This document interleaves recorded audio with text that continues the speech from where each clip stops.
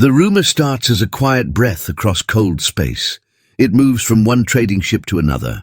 From a refueling ring to a dusty moon bar, the words are always soft at first, as if the speakers fear the rumor might hear them back. They say an ancient human battleship is awake again. They say its engines can shake a star. They say if it looks at you, your fleet forgets how to fire. On the rim station called Talon Gate, a young alien trader named Vec hears it while loading crates. His hands shake a little. He tells himself it is the chill from the hangar. Humans do not fly old ghosts, he mutters. They are small and loud and fast, not slow and heavy. An old dock worker hears him and laughs without joy. Child, it is not a ghost, the old one says. It is a promise. At the same time, far out near a fading red star, a scout ship drifts with its lights dark. The crew whispers on low power. They do not laugh. Do you see the shadow? The navigator asks. Her voice is a thin line, like a wire pulled tight. It is too big, the pilot answers. It blocks the star. And the star is not small. Their captain folds his hands and stares. He tries to speak calm words. Hold position, no signals, if it does not see us. We live. The shadow turns very slow, like a mountain waking up. A low hum fills the ship. It is not sound through air. It is a pressure in the bones back on Talon Gate. Vec finds a quiet corner by the glass and looks at the long night. He calls his cousin on a cheap line. Tell me true, he says. Is the human ship real? The cousin is on a mining tug near the nebula of thorns. I do not know what is real, the cousin says. But 3 patrols went silent when a red light passed them, and the light did not come from any sun. Vec swallows hard. Why would humans let it loose, he asks. Why now? The cousin gives a tired breath. Maybe they did not let it loose, he says. Maybe it let itself loose. The Council of Local Rulers calls an urgent meet in the hollow hall of the gate. Vec sneaks in with a catering tray and keeps his head low. He listens while the rich and armed talk with fast mouths. We strike first, one admiral says. We flood it with numbers. Another shakes her head. It will tear us apart, she says. We need a message. We need to beg or bargain. A thin diplomat taps the table. Humans like rules, he says. We offer rules, safe lanes, trade promises. We survive. An old refugee in a torn cloak steps forward from the back row where no one looks. His voice is dry and still. You think fear is new, he asks. I have seen an empire fall because it laughed at a small ship with a tired crew. The crew was human, the ship was hungry, the empire never laughed again. In the scout ship by the Red Star, the captain finds his courage and sends a single pulse. Identify, he whispers. We are not a threat. The mountain in the dark turns again. A slit opens in the hull, not like a weapon, but like an eye. A soft voice hisses over the scout's floor. It is calm, it is human. You are seen, it says. Stand still. The crew holds their breath as if air might offend the voice. Why are you here? The captain asks. Why now? The voice pauses a long moment. The navigator feels her heart count each second. The whisper woke me, the voice says, not the rumor. The call? On Talon Gate, alarms flash. All screens show a long shape sliding out of dark. It does not rush, it does not need to. The old dockworker bows his head. It learned the paths when we were children, he says. It remembers more than we do. Fighters scramble and then stop mid-launch as warnings scream in their cockpits. The station weapons try to arm and then forget how. Systems show green and then show nothing. We are not under attack, a tech yells. We are under notice. The station commander opens a channel. Her voice shakes, but she does not hide. Human vessel, she says. We are a neutral port. Please state your intent. The reply is the same steady voice. This port repeats a message to predators, it says. The message says humans are weak, humans are slow. Humans will not answer when prey cries. The commander looks around the room. We do not send that message, she says. We do not. Vec hears his own breath in his ears. He thinks of the bar stories, the laughter, the bets that humans would stay quiet forever. Who sends it then? The commander asks. The voice does not change. Those who sell fear for coin, it says. Those who raid soft worlds and then sell their maps in this hall. A group of silent ships detach from a shadow near the gate. They do not carry colors, but their hulls show scars that match old reports. Raiders who hit mercy ships and miners. Shields up, the commander shouts. All hands. But the battleship speaks again. No, it says, you will not bleed for their pride. A faint glow runs along the human hull. It is not a beam, it is a wave like a tide. It passes through the raider ships like wind through dry leaves. Their weapons power down, their engines sigh and die. Their doors unlock with soft clicks that the whole station can hear. They are yours to judge, the voice says. Do not sell their maps again. The admiral who wanted to strike first tries to speak. He cannot, he lifts his hand and lowers it twice. Why this mercy? He says at last. Why not destroy them? The voice answers like a teacher who is tired but still kind.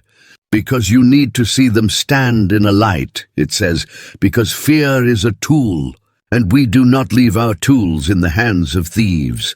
Vec presses his palm to the glass. He thinks of all his small deals. He thinks of the time he laughed at a story of a broken colony that waited for help and instead got silence. He feels shame rise like heat. Human ship, he says, before he can stop himself. Do you hear me? To his shock, the voice answers. I do. It says, you carry a question, Vec swallows. Are you a myth, he asks. Are you a weapon? Or are you a promise? A brief hush follows. I'm a memory that can still move, the voice says. Long ago, a human child asked why no one came when good people cried. The answer was this hull, this engine, this vow. We come now. The raiders are pulled into the station cells. Their commanders shout and then drop their eyes when they see who watches. No one dares to look at the human ship too long. It sits in the dark like a mountain that decides where the valley will be. The station commander speaks again. Her voice is steady now. If we change, will you leave us in peace, she asks. Will you trust us to police our own? The voice answers. We will watch, it says, but we do not want your fear. We want your courage. The old dock worker leans on his cane and smiles with wet eyes. Hear that, child, he tells Vec. Not a ghost, a promise. Vec nods. He feels a weight lift, and another weight take its place. Fear changes into duty. In the bars that night, the rumor does not sound the same. No one laughs when they say the human battleship is awake. They speak low, but not from mockery. They speak like people who just learned a lesson and do not want to forget it. Before dawn, the battleship turns away from Talon Gate. It leaves no mark on metal, but it leaves one on hearts. The scout ship by the Red Star watches its course line bend toward a quiet cluster. The navigator whispers, another cry. The captain closes his eyes and nods. Another promise kept, he answers. The great hull slides into the dark, engines like a slow heartbeat, not of anger, but of will across the sector. Small worlds feel a strange peace. They know what the whisper means now. It does not mean doom. It means someone heard. It means someone is coming. The great halls of the alien council shimmer with cold light as rulers from across the galaxy gather. The chamber is wide and hollow, filled with banners from dozens of empires. But tonight, none of the rulers look proud. Their faces are pale, their voices heavy. They have all heard the same rumor. The human battleship is awake again, and this time, the rumor feels too sharp, too real. A tall reptilian warlord slams his fist on the table, his scales clattering. We strike before they strike us, he growls. The humans are weak without toys. We destroy the toy. We destroy the fear. Beside him, a feathered matriarch leans forward, her feathers trembling like fire. You fool, she snaps. That ship erased 3 fleets last age, fleets larger than yours. We cannot fight shadows with numbers. The chamber falls into silence. Only the echo of their anger remains. Then a thin, glass-skinned diplomat speaks in a careful tone. Humans are strange creatures, he says. They love rules, they love agreements. Perhaps they only want respect. If we offer treaties, if we show trust, maybe they will leave us in peace. His words seem calm. But the room twists with doubt. Rulers exchange nervous looks. No one is sure if peace is possible when fear already rules their hearts. The patrol ship floated near the edge of a dying star, its crew tense as the scanners flashed broken signals. The captain gripped the arm of his chair, his voice low but steady. "Report!" The navigator shook her head, her eyes wide. "The readings make no sense, sir. The shadow is larger than any ship ever built. It should not move, but it does." The pilot swallowed hard, sweat on his brow. "It is blocking the star itself." The shadow slid across the burning light, its black hull scarred as though it had survived countless battles. Red fire pulsed in its engines. Slow and steady like the beat of a heart, the crew watched in silence. Fear holding them still, one officer whispered. "It is alive." The captain leaned forward, his jaw tight. "Not alive," he said. "Awake." The ship's sensors flickered and then went dark. Systems shut down as if the shadow had willed it. The crew panicked, voices overlapping. Weapons offline, shields dead, engines not responding. The captain raised his hand, forcing silence. "Stay calm, do not fire. It has not attacked us." But his voice carried no certainty, only hope. The comms officer jumped in shock as the speakers crackled. A voice poured into the room, calm, human and cold. "You are seen," the voice said. Every crew member froze, their hearts pounding. "Identify yourself," the captain said, trying to sound strong. "This is a neutral patrol. We mean no threat." A pause, heavy and sharp, filled the bridge. Then the voice answered, "Your fear is not a threat. Your silence is—" The navigator's voice cracked. "Captain, what does it mean?" The captain clenched his fists. "It means they do not forgive." The shadow moved closer, light from the star bending around its vast hull. The crew gasped as they finally saw it fully. A ship larger than any city, its surface carved with ancient scars. Its turrets silent yet terrifying. That is no myth," the pilot whispered. "That is the human battleship." The captain pressed the comm again, his voice softer now. "Why here? Why now?" The voice returned, calm but heavier. The cry reached us, the hunted called. And we woke. The crew exchanged fearful looks. The navigator whispered, "It is not here for us. It is here for them." Suddenly the sensors blinked back to life. Not by the crew's work, but by the shadow's will. New signals flooded the screens. Dozens of ships hiding near the nebula, raiders, predators that had haunted the trade lanes for years. The pilot gasped. They were here all along, waiting to strike. The captain's breath caught. And now the battleship has found them.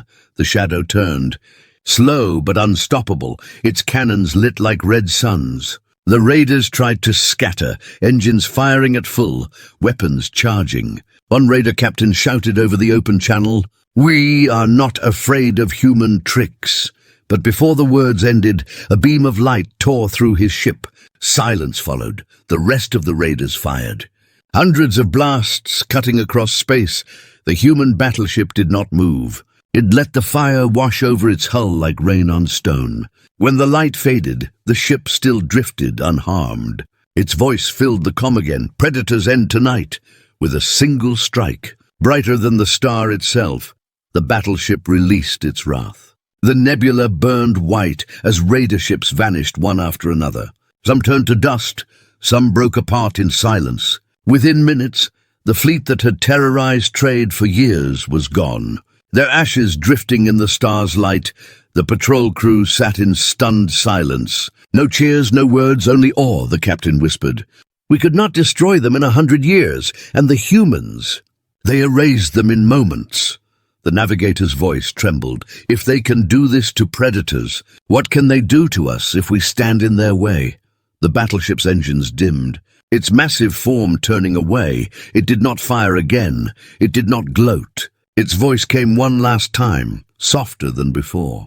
"We do not come for conquest. We come because the hunted called. Remember this, when you choose who you are." The comms fell silent. The crew stared at the black shape as it vanished into the void, leaving behind only drifting wreckage. The pilot whispered, "It showed mercy to us, but not to them." The captain nodded slowly, his eyes still on the fading light. "Because we watched, and they hunted." Far across the galaxy, word spread fast. Messengers carried the story to stations, colonies, and councils. The raiders, who once brought fear, had been wiped out in a single battle. But more than the destruction, it was the silence after. The way the battleship drifted on, not taking trophies, not claiming land, only moving forward. In council chambers, rulers argued louder than ever. Some shouted for war, others begged for peace. But none could ignore the truth. The human battleship was no myth. It was real, and it was awake on the patrol ship. The crew sat together in the quiet aftershock. The navigator finally whispered, "Captain, what do we tell the others?" The captain closed his eyes and answered, "Tell them the truth. Tell them the galaxy has seen the battleship again, and it does not need our fear. It only needs our memory." The ship turned back toward safe space. Its crew forever changed, each one carrying the weight of what they had seen. They knew the galaxy would never be the same. And as the stars stretched ahead, the captain thought of the human voice. Calm, steady, unshaken, it was not a warning of war. It was a reminder, and reminders do not fade. The galaxy shook with rumors as the human battleship drifted from one star system to the next. Never fast, never loud, yet every empire felt its shadow. Messages filled council halls and marketplaces. "It does not answer calls," one report said. "It does not stop to trade. It only moves." Another message whispered darker news. Entire fleets vanished when they tried to block it. For many, silence became the most frightening sound. On the world of Careth Prime, a council of admirals gathered, the largest military minds of 3 empires, their faces grim as they studied broken reports. One admiral slammed his fist on the table. "This is madness," he shouted. "A single ship cannot terrify empires. It must be a trick." A second admiral, older and weary, shook his head. "We sent fleets," he said. "The fleets did not return." The younger admiral snapped back. "Then send more fleets. Send everything we have." But the old one's voice cut through, low and sharp. "And watch everything vanish." An aide rushed into the chamber, pale and out of breath. "Another colony," he gasped. "The raiders who ruled it are gone. The human ship passed through. It did not stay. It did not speak. It only left wreckage where the predators once stood." The chamber fell into uneasy silence. None could deny the pattern. Meanwhile, on a quiet station near the edge of the Ovalon Belt, traders whispered in fear as the battleship came into view. Its size filled the screens, its presence heavy even from light years away. No weapons fired, no message came, only the long silence of human will. A trader pressed his hand to the glass, his voice trembling. "Why do they not speak?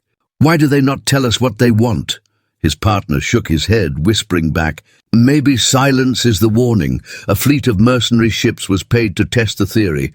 They moved to intercept, their leaders confident they could at least slow the monster. "They bleed like us," one captain boasted. "If it is human, it can die." But as they approached, their ships began to fail one by one. Lights dimmed, weapons froze, engines stalled. Panic spread, systems down, everything down. Voices screamed over comms. The battleship never fired, it simply drifted forward. The mercenary fleet broke apart in terror, their ships scattering into the dark. Back on Careth Prime, the admirals argued again. "They do not negotiate," one said. "They do not answer," another shouted. "And then they must be destroyed before they reach us." But a calm voice rose from the corner. An ambassador long ignored. "What if they do not come for us at all?" she said. "What if they come for those we allowed to thrive? The raiders, the slavers, the predators we used when it suited us." The admiral shifted uneasily. Their silence was louder than their earlier shouts. Out near the gas giant of Relinar, the battleship slowed. Dozens of alien warships watched from a distance, their commanders trembling. "Do not fire unless ordered," one general whispered. "Maybe it will pass." The giant hull turned, its cannons glowing faintly. The crews of the warships held their breath. Then the glow faded. The battleship ignored them. Instead, it moved toward a hidden cluster behind the gas giant, raider dens long protected by bribes. Their ships tried to flee, but it was too late. One by one they were erased in blinding silence. The generals of the watching fleets could only stare. One young officer whispered, "Why not attack us? Why only them?" His general gave no answer, but deep inside he knew. The battleship was not hunting the innocent, it was hunting the guilty. That night, across dozens of star systems, whispers spread with more certainty. "It judges," people said. "It does not kill all. Only those who prey on mining colonies." Workers cheered in secret on trade stations. Smugglers trembled on war councils. Rulers asked themselves what side they truly stood on. The silence of humanity became its greatest weapon. No boasts, no threats, no pleas. Only the steady drift of a ship that moved like a verdict in the council chambers of Careth Prime.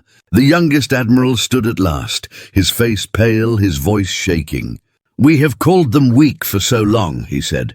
"But what if weakness was only the mask? What if they waited for this moment?" The old admiral nodded slowly, his eyes tired. "Then the galaxy is not at war with humans," he said. "The galaxy is at war with itself, and the humans are only the judge, far away." The battleship vanished again into the dark, leaving behind silence and questions. The stars seemed colder, the air in every chamber heavier. The galaxy now understood one truth. The humans had not spoken because they did not need to. The silence was enough, and silence was fear. Yet for some, silence was hope, for the first time in centuries. Small worlds and weak colonies believed their cries might be heard. Not by empires, not by councils, but by a single ancient ship carrying a vow that whispered louder than any war cry. It would come when the hunted called. It would stand when no one else dared.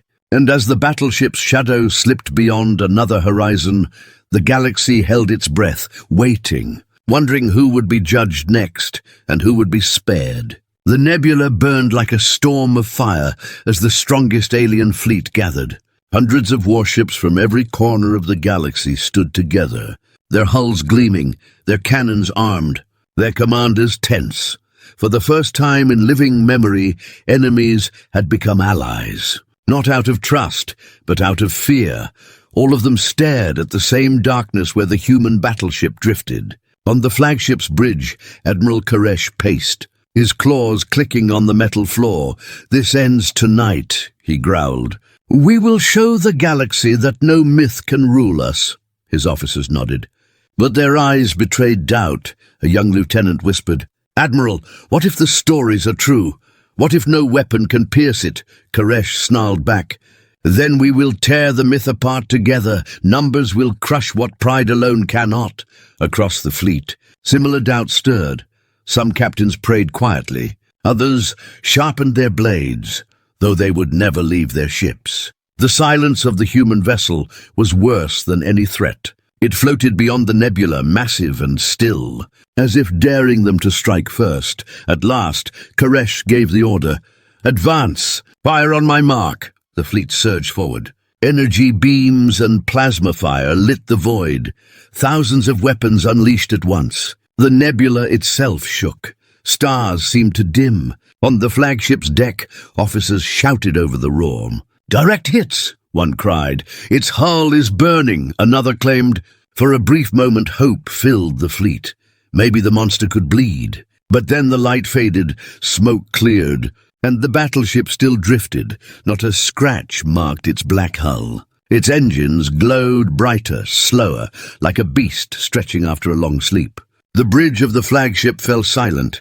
The young lieutenant trembled. "It did not even shield itself," he whispered. The comms crackled. A voice filled every ship at once.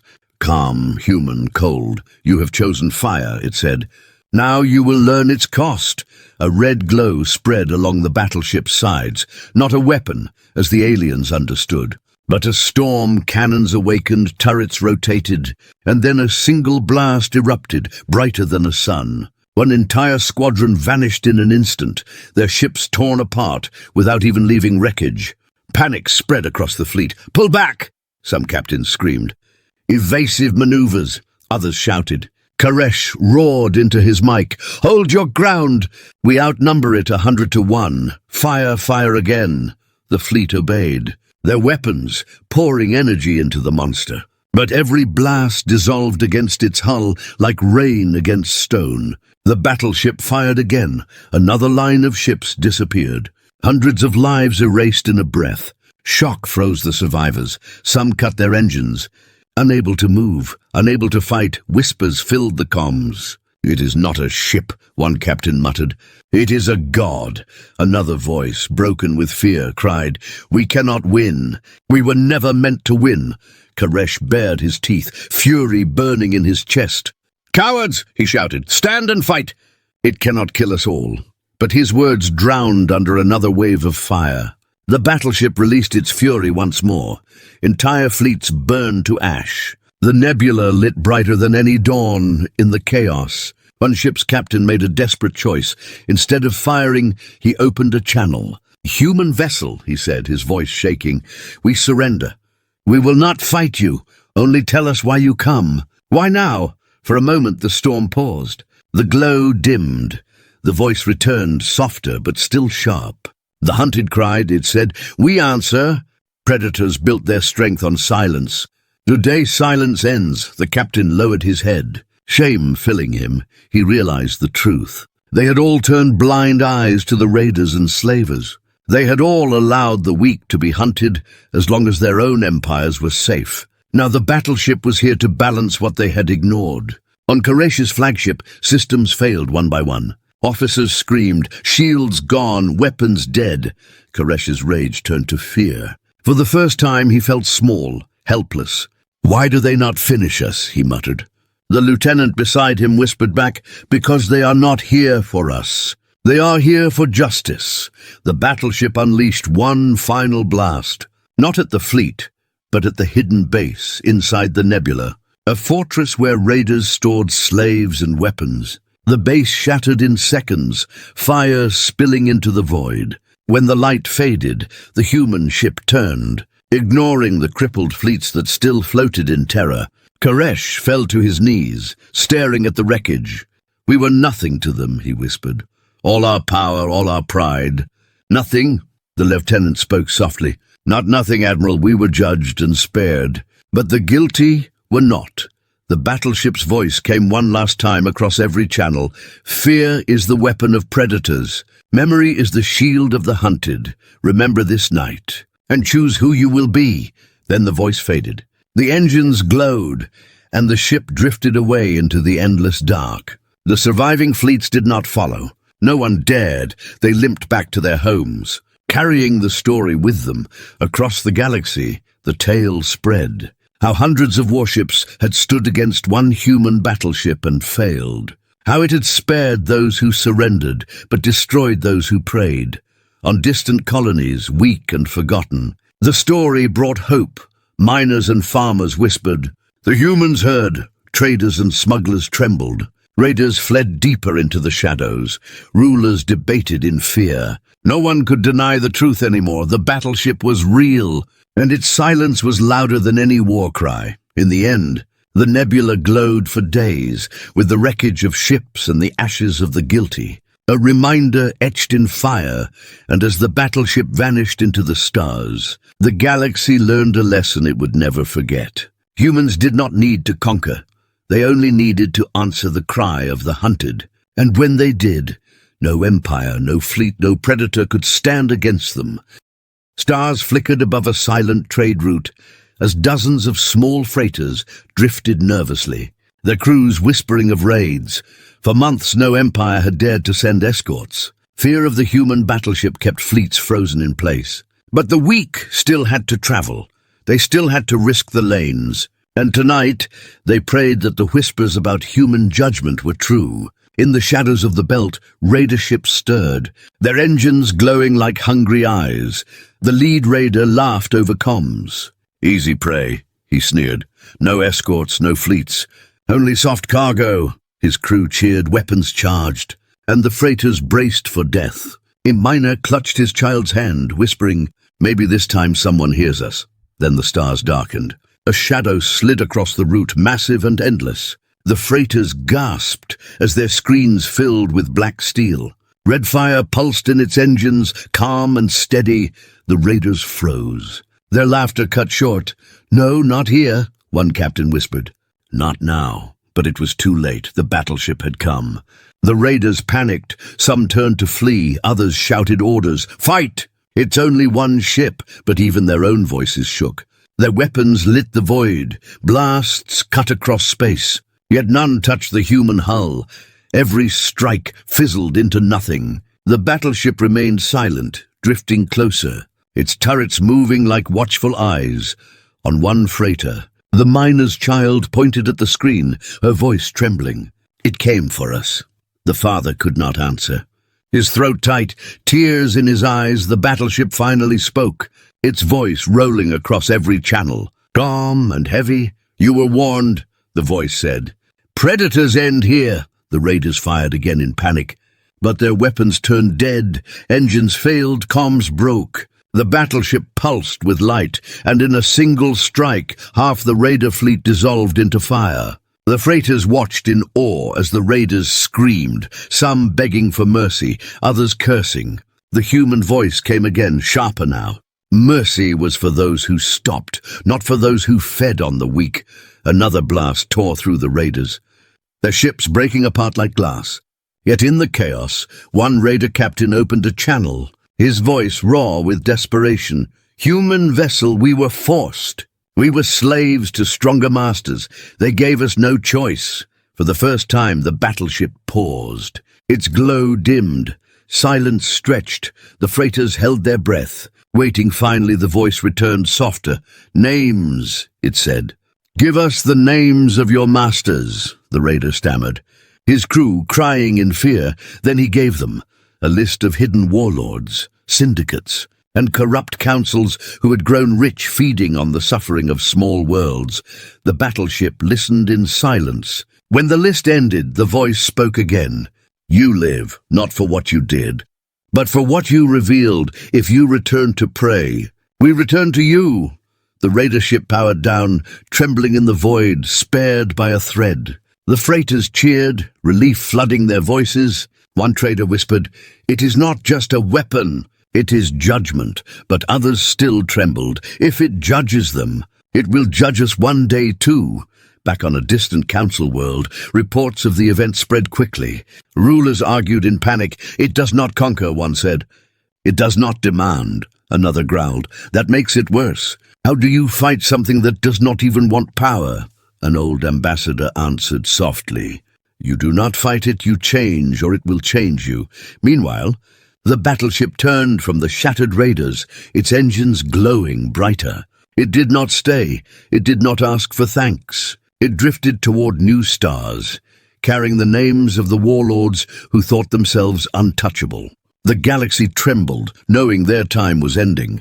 On the miner's freighter, the child leaned against the glass, watching the black shape fade. "Papa," she whispered, "it really did come for us." Her father nodded slowly, voice thick with emotion. "Yes, little one, it heard us." And it answered. The battleship vanished into the void, but its presence lingered, stronger than any fleet, sharper than any law. The galaxy now understood. This was not war. This was memory in motion, a vow carried across time. Whenever the hunted cried, humanity would rise, and in that silence every world, every ruler, every predator was left with the same question burning in their hearts. When the battleship returned, would they be judged as protectors or condemned as prey?